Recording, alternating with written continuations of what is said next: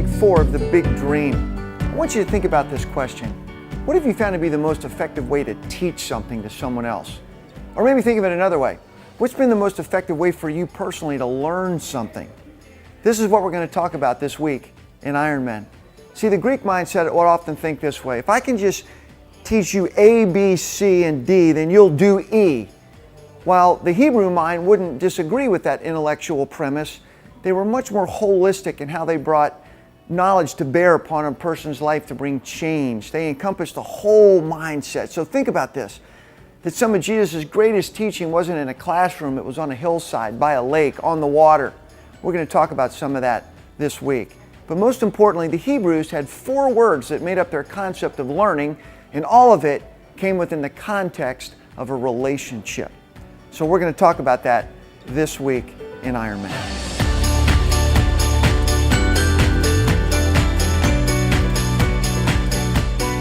So what are we talking about tonight? What's our big theme for the session? Big dream, the big dream.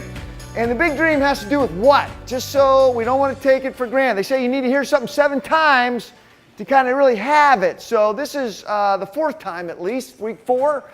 So let's just kind of talk about this for a few minutes before I give you this question. What's the big dream? That's just another name for something, but what's the big dream? Doing discipleship. Okay, say that again, Frank. Doing discipleship. Doing discipleship. So we're trying to take these powerful words and have them mean, really kind of get some grit to them, right? Mm-hmm. So the big dream is, when you think about, again, let's start here, 30,000 feet, what do we know is always true? Sun's always out, right?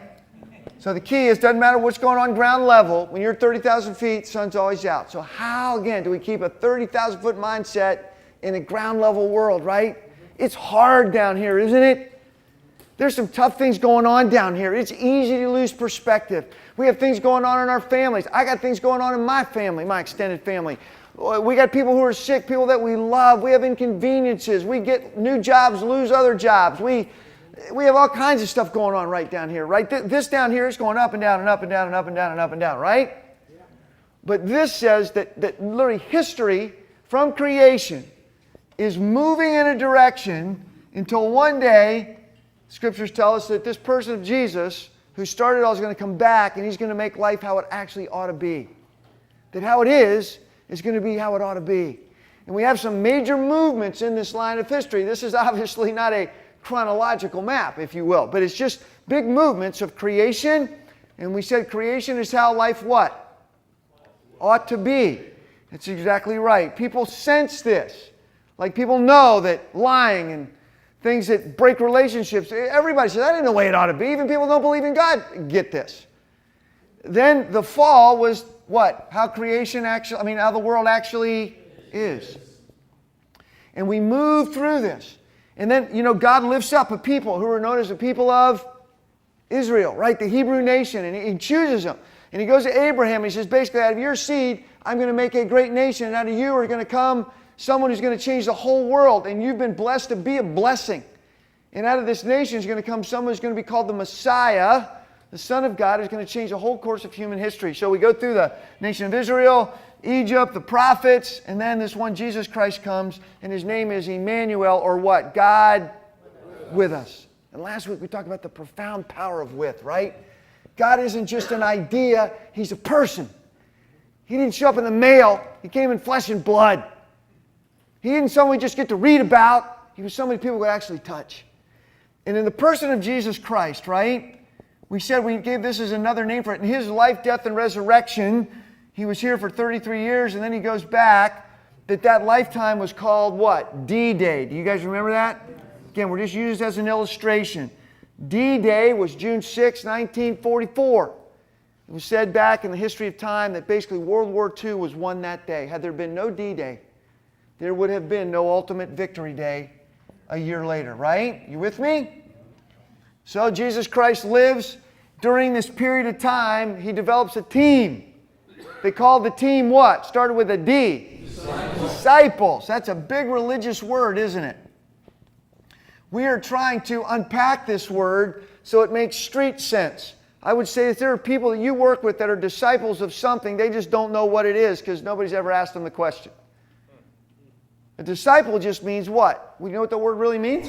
It means a follower. It means a student of or believer. It's somebody who emulates or models another. They take on the very life of that which they follow. What do we have some disciples of today in our culture? Any ideas? Think of bands. Think of music. Think of cultural heroes. You have people ever following some of these people? Dressing like some of these people? Want to act like some of these people? Sports heroes? We have all kinds of things, right? So Jesus basically, when he leaves in Acts chapter 1, he says, look, these things that I began to do and teach, you're going to now do. I'm basically handing you the baton. You're going to see a picture of this later. And then he gave it to this early following of his called his bride or his church. The church isn't a building, it's people. Like if people say, just because where's Grace Fellowship Church? You ought to say, well, what do you mean? Like now or where they meet? If they say, well, where's Grace Fellowship Church? Well, to be honest with you, a lot of people go there. Like they're all over Baltimore right now, the churches. There's some people in Towson, some people in the city, Cockeysville, they're all over the place. But if you want to know where they meet at this building called 9505. Jesus never described the church as a building. It was a living organism that moved with his life in it. This is what's so powerful. So he gave this baton, and these church, many of them, the earliest ones, were Hebrews. They weren't, quote, Christians. In fact, the term's only used three times in the New Testament. Not a bad thing, but they were really called people of the way, little Christ, Christ ones. That term really means Christian or Christ ones, someone in whom Jesus lives. And basically, until Jesus comes again, each age, we keep passing on the baton. And so let's just pretend this is us. Like right now, this is our time span. We got the baton, right? So what we're trying to say is, in our little lifespan, how do we take this big dream of God to make more like it ought to be when he created it in the first place? Does this make sense? So Jesus prayed this, might your kingdom come and your will be done where? On as it is in heaven. And people get to see this heaven-like place flourishing the way God wanted through his people who are dispersed throughout this world every single day. Does that make sense? Okay. So we've been trying to lay out this big dream and just kind of take parts of it and make sense of it. And so this week we want to talk about learning and how did Jesus really shape these people? Because here's what's going to happen. For this thing to continue, what do you think is incumbent upon each of us if this vision is going to keep going? Okay, not only do we have to be our followers, but what else do we need to do? Pay it forward. Say again, pay it forward. That's a good way to say it. Pay it forward. This is why I showed you this picture a couple weeks ago or a week ago of two men who impacted my life. One of them taught me early on, haunted me with the question, who are my men? So I have relentlessly tried to just gather people throughout my life, and I didn't always know what to do. I didn't always know what we'd talk about. I figured if I got them together, we could talk about something, man. We could open up scriptures. I could come up with a question. We could figure something to talk about that would help our lives move a little bit more forward down the plane. So I'll give you an illustration of this, and I have your question for you. So Saturday, I did the wedding of this great young man named Chad and his lovely wife, Kayla. And Chad started going here a couple years ago. He came to faith in my living room. He had some seeds of faith, but I mean in my kitchen, because we buried one of his classmates when he was at Lock Raven High School. 18 years old, great kid, really struggled some, and we ended up doing his funeral. Later that day, Chad knocks on my front door, and he comes in, and he goes, Goody, I got to talk. He goes, like, that funeral we did today, that could have been mine. And if I keep doing what I'm doing, it is going to be mine. Something like that's going to happen. So he literally sits at my kitchen table and offers his life to the Lord. Well, here's this crazy. So I knew that night we were having Young Life, and I knew a couple of his buddies were going to come there that night. I said, look, here's what I want you to do. I want you to tell a couple of your buddies when they come tonight, and these kids were all over the map, all right? Like, in the Lord, these weren't church-going kids, but I said, hey, I want you to tell a couple of your buddies. One of them was Ross. I said, when Ross comes in, I want you to tell him what you just did with me in the kitchen. He goes, what? Oh, yeah, I just want you to tell him, like, Just tell him what you did. He goes, okay. Because I said, like, you were serious about this, right? Like you said it. Like, we just buried your friend today. Like, this is serious, right? He goes, yeah. I go, okay. So Ross comes in. He goes, hey, I just need to tell you, I just made a decision to give my life to the Lord. He goes, oh, okay. Okay, I do this wedding. Fast forward. Chad, now's the dude, 8 years ago, and my kid, I do his wedding this weekend. Guess who was also at the wedding? Ross and a bunch of other kids. They were all there. A bunch of kids that were in my house, my living room, hearing some of this story. Some of them are really doing well. Some of them aren't doing as well. They've lived long enough to know that they're asking questions. So Chad, after he gets married, I'm sitting there talking to him. I'm making a point here. I said, hey, Chad. He goes, yeah, good. I go, look, see all these guys here? I go, yeah. And he goes, there's not, and his best man, get this. 2 years ago, his best man's atheist, doesn't believe a lick about the Lord. So Chad says to him, well, that's okay. We're good friends. He goes, why don't you just, I'm going to church Sunday. Why don't you go with me? He goes, no, I don't want to go. He goes, just come. Come and see. Some of you may have heard that this weekend. He goes, why don't you just come and see? No harm. So the guy starts coming. He goes, I kind of liked it. Great. He gives him a book called The Case for Christ. Lee Strobel. Kid reads it, comes in faith. Kid meets the Lord. This kid is like growing like crazy. I said, his name's Justin. Justin comes Ironmen now Thursday morning, 6:15. He's in the back seat with Chad. I go, hey, if you, Chad, and Justin asked about 5 of your buddies here that aren't going to church, they don't give her a snot, but they trust you. I said, they've sniffed around life just long enough to know some of the stuff they tried ain't working. I said, why don't you ask them to meet? None of them would say no. They'd all come together, just come up with a question. He goes, God, that's a great idea. Man, I ought to do that. I go, yeah, you ought to do that. Because somebody did that with me. I said, I'll even come the first time if you need to. But here's my point. These guys, if we don't, then what we just think it's me come to faith, God makes my life better, and man, am I happy. That's not why Jesus did what he did. He did not come just to make George's life better so George could go to heaven, so to speak, and just have a better life while he's here. George gets all that. He gets the assurance of God's goodness in his life, his love for him, his assurance that when he dies that you're taken care of, there's a place prepared for you. But God also wants George to know, hey, George, while you're here, you got some people that I'm putting you in and around that you can have an impact in. And if we don't think of this, we miss the privilege and the joy of seeing God use us. Are you guys with me in this? Yeah. I want to keep pushing you because people pushed me, and it's life-giving. So during your table talk time, I'd like you to think about this. What was a very significant life lesson someone taught you in your life, and how did they really go about teaching it to you? What was the way that they utilized to really bring impact and imprint? In fact, the great Hebrew rabbi had this saying, what the world needs more of today is not textbooks, but text people. Think about that in the context of that question. Enjoy your time.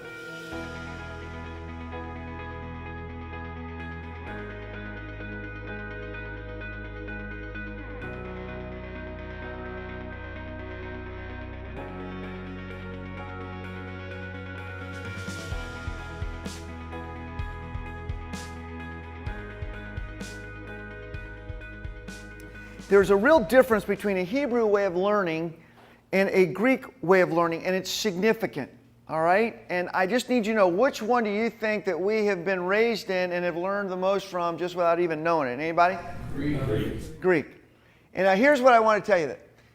We're going to put some words up there in just a minute, but the Greek, it's not bad, but what do you think the Greek tend to focus most on? Logic. So when you think of the brain, they focus a lot more on logic, a lot more on concepts, right? On what is abstract, facts. Now, are those things bad? No. Are they needed? Yes, they are. But what does it leave out if you just function with this side of the brain? What would, quote, let's just do it with the left side of our brain. Let's just pretending we're trying to help someone else. If I'm trying to help Matt really grow and win Matt's heart and help him understand the beauty and the challenge and the joy and the energy and the heartache of following this one Jesus, and I'm only functioning out of this side of my brain, what does that kind of look like? Any thoughts on what that might look like? Nick? Dr. Spock. What's that? Dr. what? Spock. Dr. Spock from Star Trek. I mean, what do you think it might look like? A checklist. A checklist. Good. Checklist. So we might have checklists here. Keep going with that. Well, the right side of your brain is also the side that controls creative thought. Yeah. And it doesn't give you alternatives.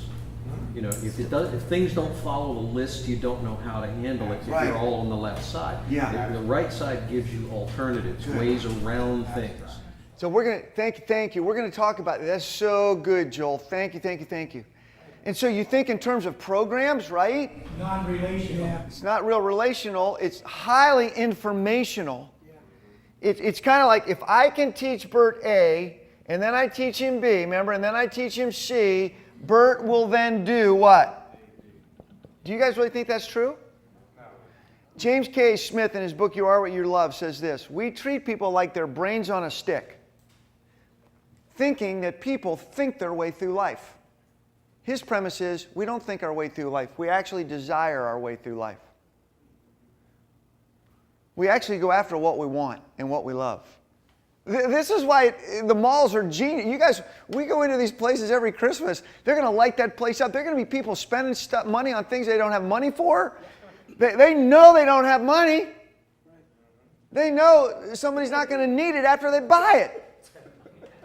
Or they may not use it, but they can't help it, right? This other side of the brain is what Joel's saying. We get story, we get metaphor, right? We get emotion. We get it's not this is bad. The Hebrews understood that, but they were much more holistic in how they saw a person. A person wasn't simply a brain on the stick. Think about this. Where did Jesus, they just had a deeper view of how I think we function as people. They didn't treat people as disconnected facts or just trying to treat people that way. They actually connected the dots, if you will. So, think about, where did Jesus do a lot of his teaching? In a classroom, right? He lined up chairs and had everybody looking behind everybody's head. Right?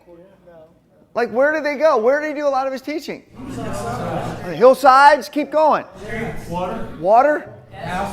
Houses. He's on an ocean in the middle of a storm. He's looking around going, what? Deserts. We also just met them where they were. Met people where they were. He's looking at vines, right before he leaves. He goes, here's his last sermon, his farewell sermon. You guys see that vine? I am that vine. And you are those branches.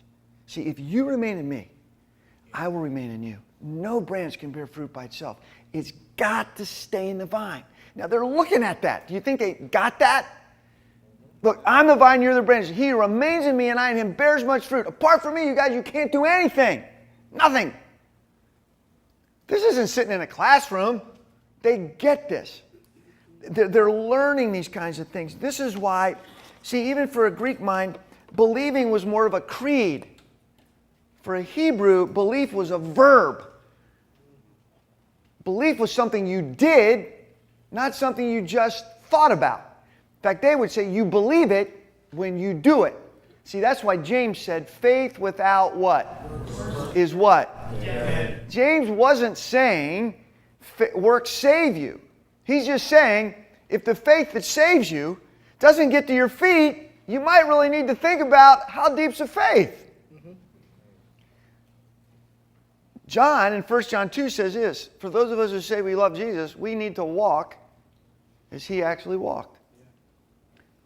1 John 3:18, let us not love in word or tongue, but in deed and truth. These are really significant realities. The Hebrews were way more concrete. We said there's Greek's a little bit more abstract.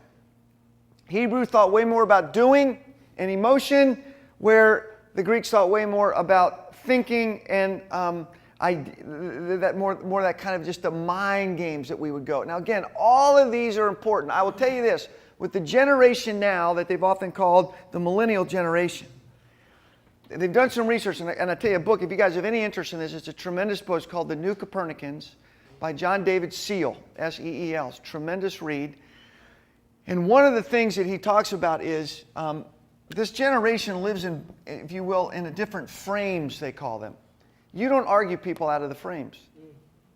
Because if your facts don't fit their frames, they're not interested.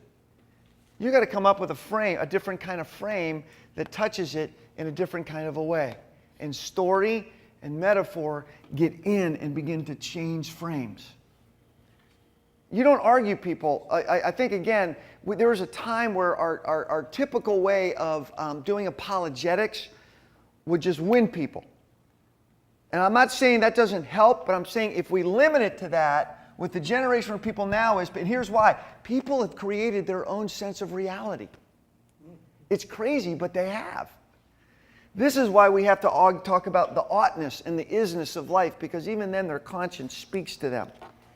So let's stop right there for a second. I want to give you 4 words. If you want to think about teaching others, your children, grandchildren, whoever, I'm going to move this back just a little bit so you guys maybe can see these words. But all 4 of these Hebrew words are words that precipitate and live within the context of a relationship, all right? These are really, I'm going to go over these somewhat quickly, but the first one, bin, you can see it up there, but I want to try to make it make sense. It means to distinguish, to separate. You're taking apart something. You're helping somebody think critically or to solve problems. It's an explaining ideas word. Now here's what was so great about this. A student in the Hebrew mind was to evaluate arguments. They were to sort out questions. Here's what they did. Here's how we give tests. When you usually would take a test, how would you guys take tests? The goal of the test was to do what? Give answers to what? Questions. They did exactly the opposite. They wanted to know if you knew how to ask the right questions. Huh? What's that? Yeah. This is how well you learn something was about the way they would evaluate a student was could they ask the right questions, not did they just give the right answers. Man, that's powerful, isn't it? Okay, let's go to this next one real quick.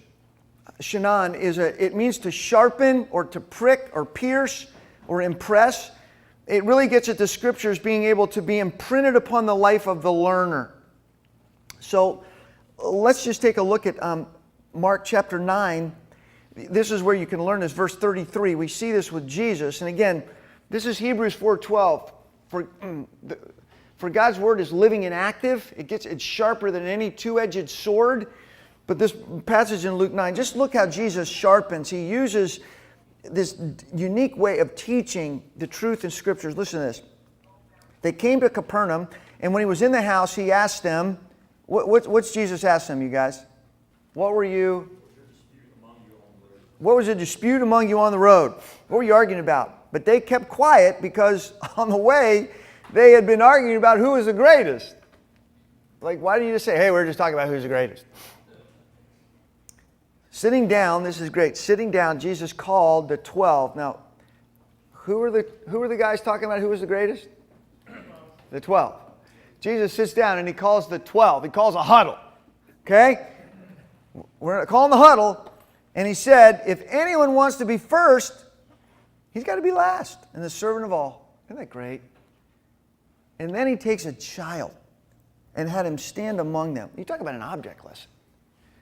Now, you know, children in this culture, you wouldn't have tried to make a lesson about greatness with a child. They weren't devalued, but this wasn't how you were going to do it. Taking him in his arms, he said, whoever welcomes one of these little children in my name, they were often overlooked, welcomes me. And whoever welcomes me whoever does not welcome one of them does not welcome me, but the one who sent me. Now, this is pretty powerful.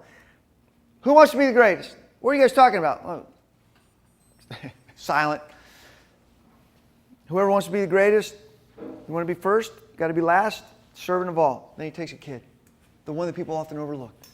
And he goes, look, if you really want to be great, you got to have the capacity to welcome what I welcome. Because true greatness isn't just about me being better than you, Wayne, in something. It's learning to see life differently.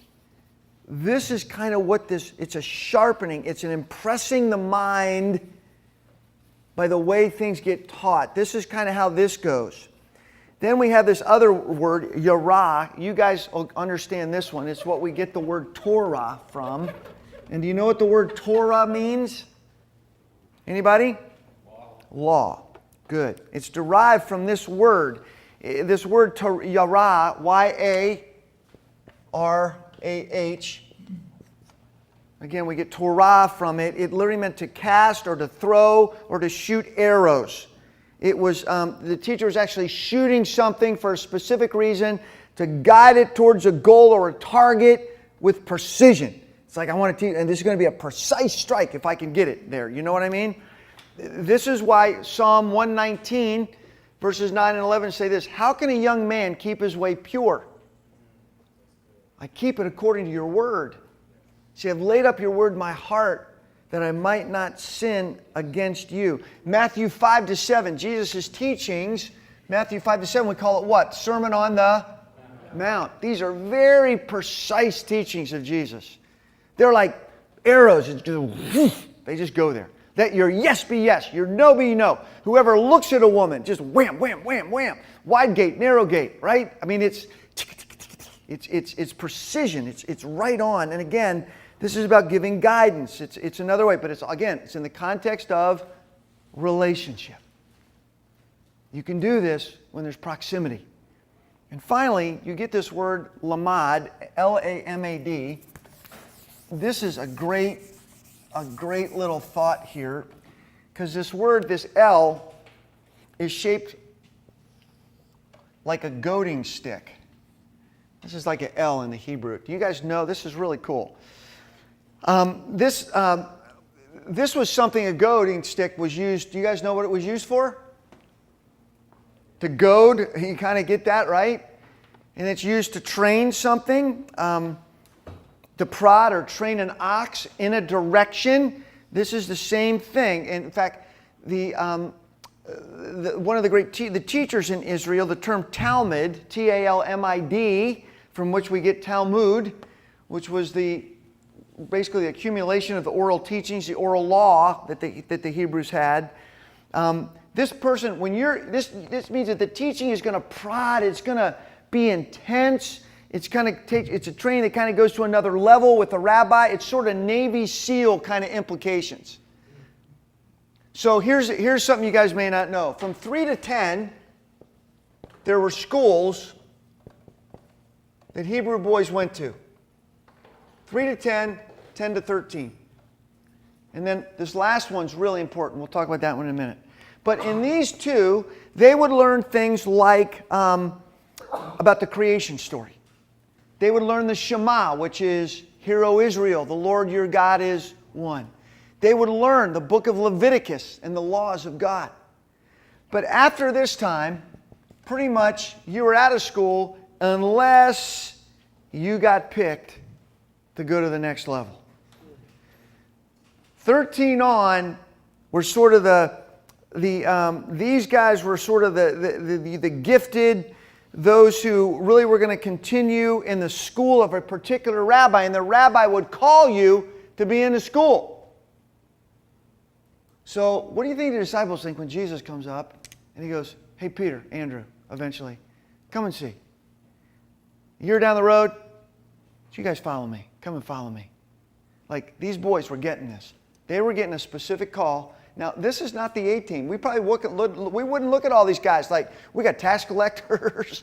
We got a lot of, we got two brothers called the Sons of Thunder, nicknamed. We got some crazy, but they're being called. And these are the guys who've got the baton that we're sitting here today because somehow it wasn't just that their heads were one, their whats also were one. Their hearts were one. See, this is why Heschel, one of the great Hebrew rabbis, said this. What we need more of today is not textbooks, but text people. We need more people that other people can read because they will never forget the message of a life. Now, do you guys think Jesus said some pretty impressive things? It's kind of a trick question, but do you think what Jesus said or how he lived won the disciples the most? I think so. Like, can you just imagine, like, here's one. You get off the boat and there's a demoniac. This guy has like lived. He's chained. The guy cuts himself, screaming, naked, enraged. Nobody wants to go near him. Jesus comes up, and it says that the guy literally comes up and throws himself down at the feet of Jesus Christ. He says, "What do you have to do with me?" And literally, when Jesus is done with this guy, he's dressed and he's in his right mind. Do you think the disciples that night, laying out next to each other, never talked about that again? Right? Like, I mean, I'm sure they're thinking like, dude, like, this is crazy. Like, this is, it gets like every day something else is going on. Like, we don't have everything Jesus did in our Gospels. John says that. If everything was written down that Jesus did, we wouldn't be able to contain it. We're just like getting some of the high marks. This isn't all that there was. And so they saw Jesus. Matthew 5:16, it says Jesus would often withdraw to a lonely place and he would pray. They get that. Here's one, Matthew 2. Mark chapter 2. Let's just look at this. And I have a question I want to ask. We'll knock around. Mark chapter 2. Let's just look at this one real quick. Somebody read that. Mark 2, verse 13 to 17, real loud. Somebody want to do that? Then Jesus went out to the lakeshore again and taught the crowds that were coming to him. As he walked along, he saw Levi, son of Alphaeus, sitting at his tax collector booth. "Follow me and be my disciple," Jesus said to him. So Levi got up and followed him. Later, Levi invited Jesus and his disciples to his home as dinner guests, along with many tax collectors and other disreputable sinners. There were many people of this kind among Jesus' followers. But when the teachers of religious law, who were Pharisees, saw him eating with tax collectors and other sinners, they asked his disciples, "Why does he eat with such scum?" When Jesus heard this, he told them, "Healthy people don't need a doctor. Sick people do. I have come to call not those who think they are righteous, but those who know they are sinners." And what did Jesus model? He was modeling, like text people. Like, what did he model? He took them with him. These guys were with him. There's a lot of crazy cultural stuff going on here in just this little passage. The religious community is saying, "What are you doing with those guys?" Jesus gives a pretty unique answer. Well, they kind of need some help. Like, what's the modeling going on? Like, what's the message in the model? Treat them as you want to be treated. Like, I would say, like, I'm kind of asking friends, like, you hang around people like this in our culture today, people wonder, like, what are you doing? Like, this is really powerful stuff. Jesus is modeling there's nobody too far out, right? They got labels on them. They're sinners, they're outcasts, they're disreputable people, except to the very one who created them. This is huge, you guys. My brother David DeLong, he's a really bright guy, and I so respect David, and he's written 3 books, and he does consulting all around, but one of the books he wrote was called Lost Knowledge. And he did this research for years. He did 25 interviews with NASA to find out that we couldn't send a spaceship to the moon right now. We've literally have to reinvent the space program. This is crazy. And he started doing all this research on companies, and he did this one company, I think it was in Tennessee, an electric company, and they had a couple employees leave, but the interesting part was this. These guys, these workers, would never fill the fountains up in the downtown area to full capacity. Why do you think that? The fountains in the middle of town, the water would come up in them and they would spray water. They never would fill them up all the way to where they were, by code, so to speak. Spec said fill them up, 2-3 feet, but they just chose not to do that because they knew what might happen if they did. They could overflow, and even worse than that, somebody might drown and a child could fall in. They just took it upon themselves. They never filled them up that high. But then they retire. They don't tell the next guy. Next guy comes in, no. They said they're supposed to fill these things up, fill them up. Sure enough, kid falls in and drowns. Here's the problem. Lost knowledge went out the door with the very guys that left the company. Do you ever think of how much stuff people like Steve's a cardiologist. Now, Steve, how long have you been a cardiologist? 35 years. 35 years. Okay, this is right off a hot illustrated, 35 years. Now, there's guys coming out tomorrow from med school that are cardiologists. They're the newest guys. They've got equipment, new stuff. Who would you want working on you, that dude or Steve?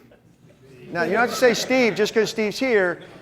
Steve's seen... no, I'm just saying, Steve's seen a lot of patients. My point is, he also works with nursing, and he has stories of nurses who've been nurses 30 years, and the new ones coming out. They're big on the equipment.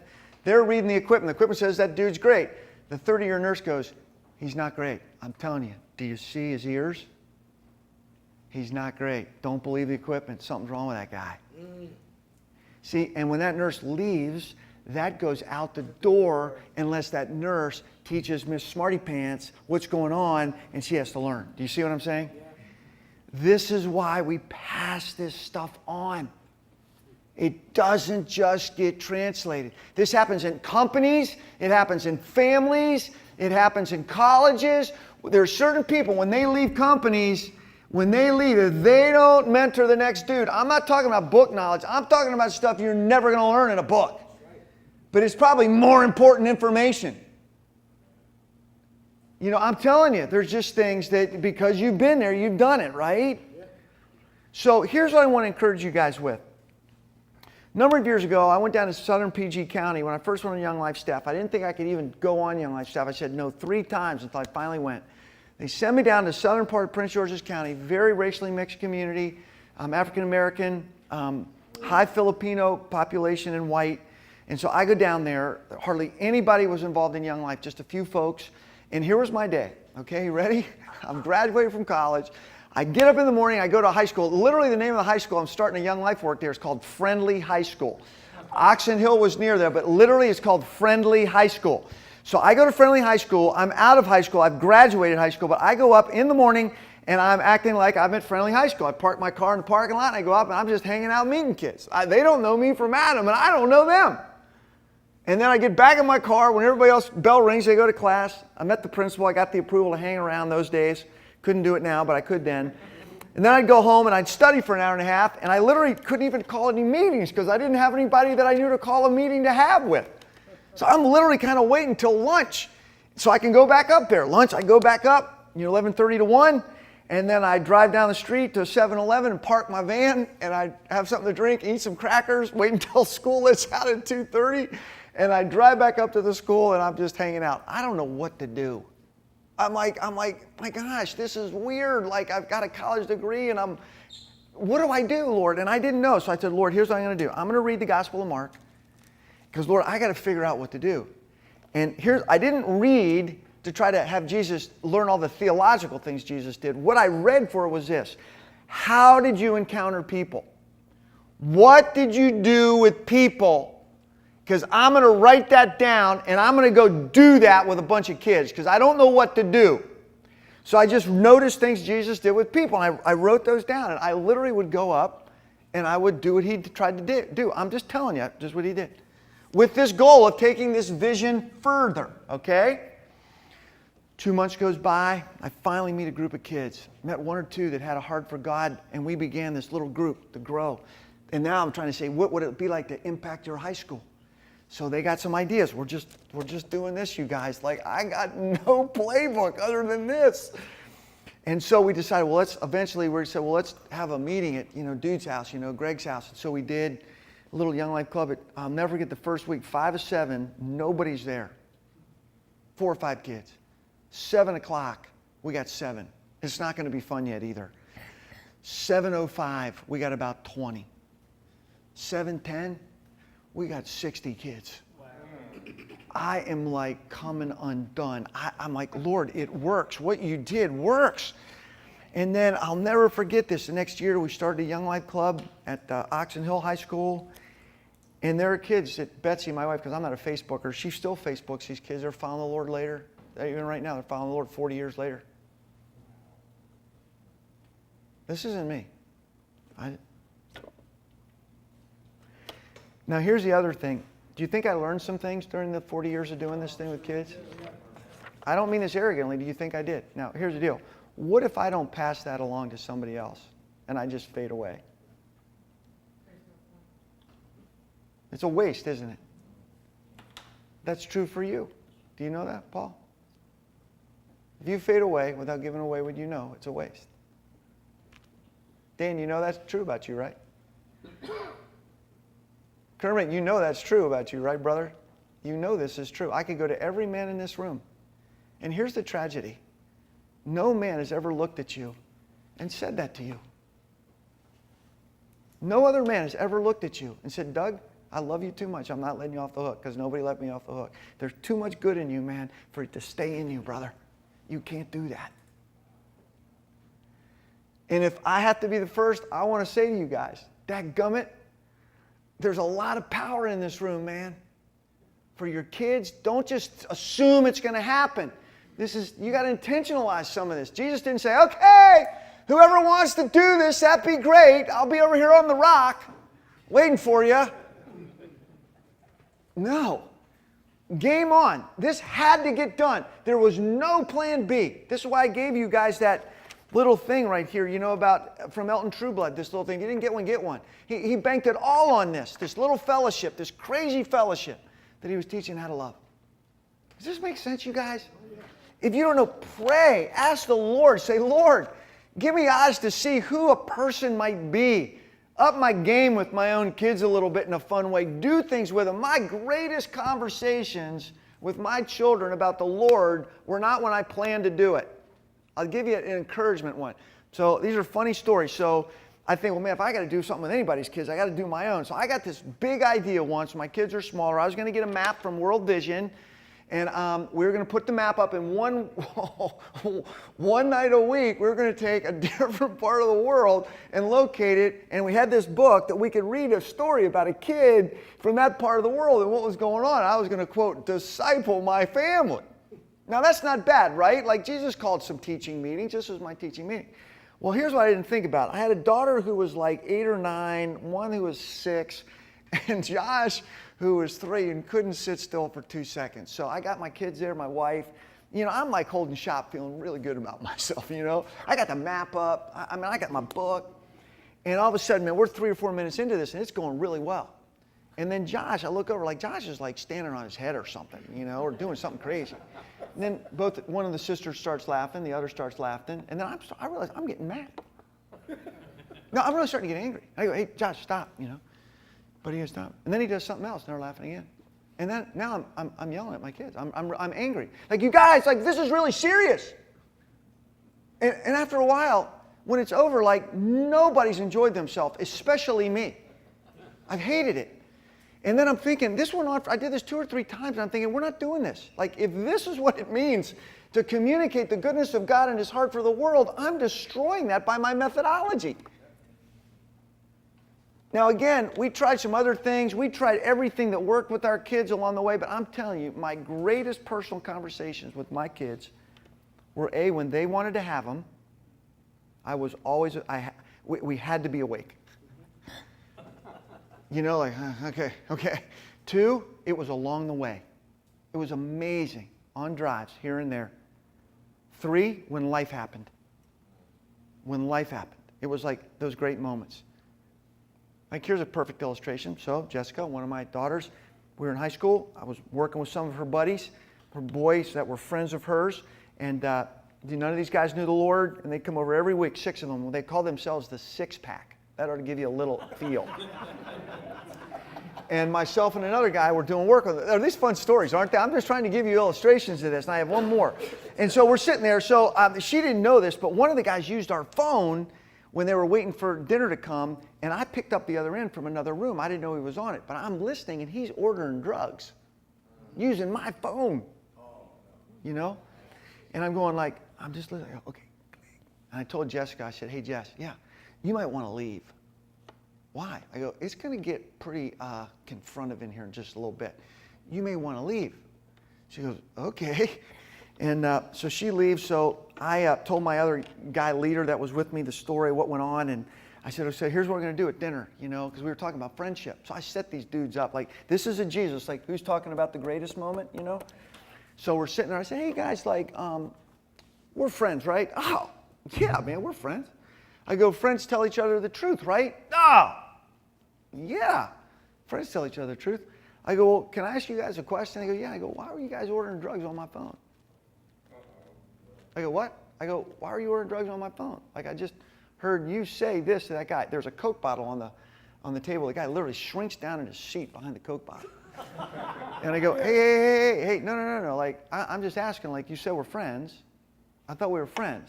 You said we're friends, then you just lied to me. Like, I don't know how to be friends when you're lying to me. And I thought we were talking about, like, you tell me, what are we doing here? Do you see this is like real time, right? And so we get into this massive conversation about life. Who do you want to be? Is that the kind of man you're going to be? Like, I don't know. Like, and so it was one of these moments. See, that's, I couldn't have done that saying, okay, now I'm going to teach you guys about the profound power of lying and why it's not a good thing. Nothing compared to that thing. You're ready. Make sense? Just want you guys to see. So, final story. Lonnie, why don't you put up that quick picture, okay? This is funny. Wanda Bicker, some of you know Wanda works here at Grace. She's like the invisible Mother Teresa here at Grace. If anything of hospitality that's going on, she's kind of the behind the scenes and the love that goes on here at Christmas and the welcome every week. Anyway, Wanda worked with me for 15 years, was my administrator, and unbeknownst to me, she entered me into the Olympic torch relay back in 1996 in Atlanta. And there were 3,000 people around the country at one point in time got to run part of the Olympic torch relay, and I happened to get to do it up in Have the Grace. So I was at a Young Life camp, I come home, and that outfit I'm wearing, they literally sent me this. It looked like an ice cream man outfit. When I got it at my house, I'm thinking, man, I am not wearing this. This is like as goofy as you can think of, you know, except it had the Olympic rings on it. And of course, so I go up there and I'm thinking, well, this is kind of stupid. And then I get there, man, the place is packed with people, you know, and I'm thinking, oh my gosh, like the streets are just lined because the Olympic torch is going through Have the Grace and we're running it. And then I'm thinking, dude, like I'm going to run it. You know, I'm one of the legs of this thing. And so this guy, we put us in this, you know, car and a bus and they drive us to our place and I'm standing there and they give me that torch, you know, and they say, look, dude, like in just a minute, you're going to see at the bottom of the street, some woman's going to come around the end of that street. She's going to be led by a motorcade and then they're going to come up by you and your torch is going to get lit from her torch and then you're going to be the only guy with the Olympic torch during your leg of this relay. And then you got to go down the street, make a right, and there'll be another guy down there, and you got to light your torch onto his. Is that clear? And I'm going like, yeah, I get it. And all of a sudden, man, I'm getting like jacked up about this. I'm so excited. And so sure enough, man, the Olympic team's coming up, and they got this car that's filming, and my friend Trent Gladstone's, he's right there. You know, in fact, I was with Trent today for my birthday, and Trent was right there. And so I get this lady comes up, and all of a sudden my heart starts beating. I get the flame. And I just started taking off. I'm sprinting down the road. I'm going to start hyperventilating. I was running so fast. And Trent's bouncing down the road. The camera's smacking him in the face. And sure enough, I get down. I make my right. And then I light this lady's torch. And she goes down the road. I'm like, I didn't even run that far. And then after reflecting on it, I thought, I wonder what would have happened if I'd have run down that road and I stopped right in the middle of the road. And I looked at everybody. And I held up the torch. And I went, and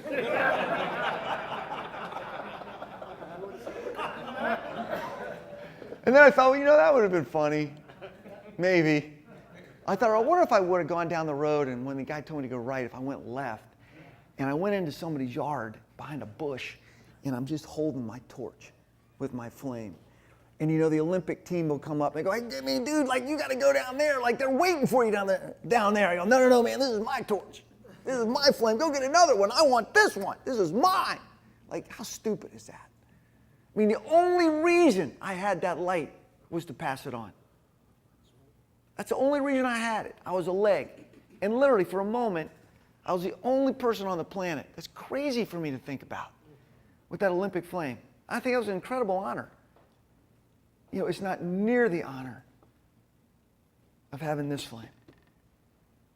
Not near the honor that every one of us in this room has, is to carry that flame. But it's not just for us, right? Like, this is amazing what we get to do. Like Steve tonight, he was just teasing me. He goes, I went to Dunkin' Donuts, got coffee, I got donuts. And while I was there, the Lord let me bump in and talk to some guy that was there about him. How great's that? Isn't that awesome? But that's because Steve was aware. You guys, I'm telling you, if you would just begin to pray right now and ask the Lord, two things. Do you truly see yourself as being a part of a bigger vision of what God's doing in the world? And you have to answer that honestly. And if it's no, then why not? And do you want to be? It's not accidental. And I would say then with that, are you open to the fact that the Lord may just want to use you to pour your life more deeply into someone else to help them down the road a little bit? How many of you right now would say you're sitting here now because somebody prayed for you a little bit harder, maybe gave a little more time to your journey in your life at some point along the way and invested in you? Anybody besides me? Look around the room. Here's what I'm trying to say. I think the Lord is saying to us, will you be that for somebody else? Be that man. Be that man. And just pray to the Lord. It's not a have to, it's a get to. Just ask the Lord, Lord, like who? At the right time. Just take a step. A little intention. See what God would do. We're going to talk more about this. This is really important, you guys. And we're going to keep going after this because I'm telling you, anybody can make this team. This isn't too hard. I'm trying to kind of demythologicalize it, or whatever that word is. Yeah, Dan, go ahead. I don't know if everybody knows Dr. Ron Walter. Yes. He's in his 80s. He was my pediatrician when I was 10. Wow. Anyway, when I heard he had a heart attack, I kind of gasped. I've never told Dr. Ron that I loved him. Wow. So I came to church, and he was there that Sunday, and I went right up to Dr. Ron, and I said, Dr. Ron, I want to tell you I love you. He goes, I know you've loved me for a long time. If there's somebody in your life that you love, Yeah.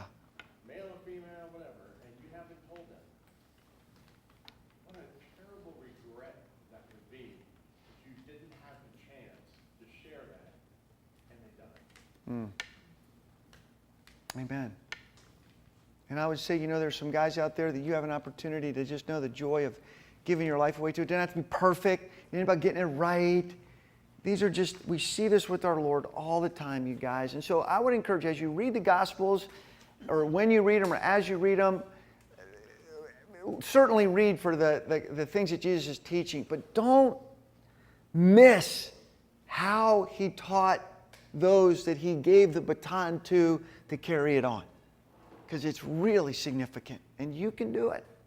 So we'll keep telling stories, trying to make it practical, helping you guys, believing in you, and we'll keep doing this. Amen? Amen. Amen. All right, let's do our verses, and then we can clean this joint up and go see if the Redskins can win. Matthew 4:19, here we go. Come, follow me, Jesus said, and I will send you out to fish for people. Wow. 2 Timothy 2:2. And the things you have learned, say, in the presence of many witnesses, entrust to reliable people who will also be qualified to teach.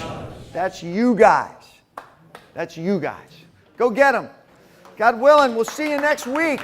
So next week in Ironmen, we're going to talk about this whole concept of having to offload some things before we put on some new things. Maybe another way to think about it would be using this word that my good friend Doug Greenwald would say, that Jesus actually had to detox his disciples from some of the things they'd learned. Take a little bit of time this week and think about this word of being detoxed, or looking it up and understanding it. And then as you might, go through the Gospels a little bit and just think of some of the things that Jesus had to help the disciples unlearn. I'll give you a couple of hints. Think of how they viewed the Sabbath, who they could be friends with, what were right things to do on the Sabbath or wrong things to do, how they viewed the temple. These are just a few things, but consider this, because one thing is certain. Until people really can offload some old wineskins, it's really hard and difficult to fill some new ones. And we want to talk about that next week.